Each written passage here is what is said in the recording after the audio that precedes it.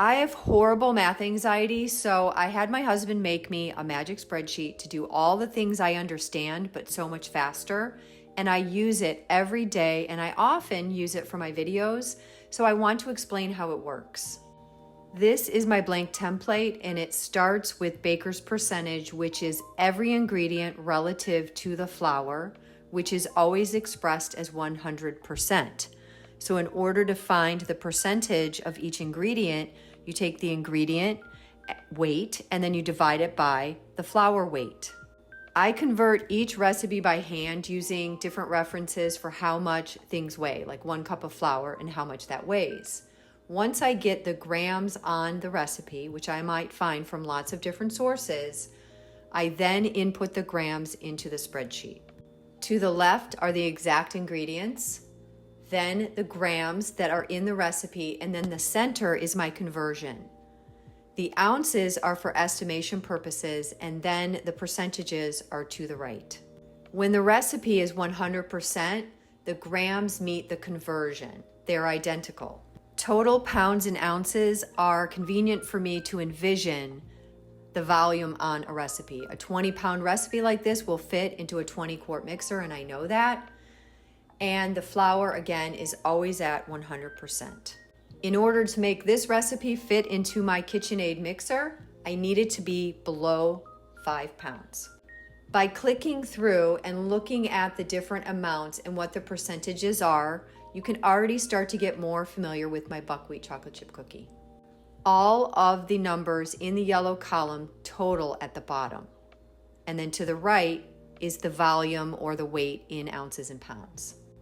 Up at the top where it says percent of recipe at 100%, if I need to get that total down to 5 pounds, I'm going to start at a percentage that is much lower. I'm going to estimate that maybe 25% will get me under 5 pounds. I also enjoy just being able to look around at what the percentages are and to see them relative to the flour. So at 2% or 6% here and there, I can adjust those amounts and watch my recipe change, and I can track the changes very easily. There's nothing really magical about percentages, but being able to do it this quickly is truly magic for me. Baker's percentage only works if all of the ingredients are calculated in the same unit of measure. They can't be grams and ounces. So when I have the ounces there, they are only for me to look at. They do not affect how I scale, and I never scale from pounds and ounces. Baker's percentage cannot be easily calculated with pounds and ounces, and it works best with the metric system because it works in tens, just like percentages.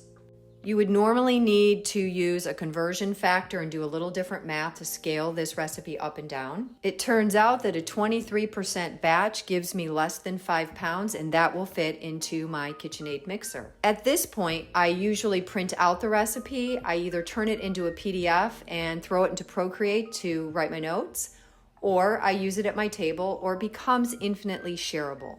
While I'm working, I track notes, I use a pen on the paper, and then I add the notes back to the spreadsheet so that I can keep a long-term record of what I'm doing in the kitchen.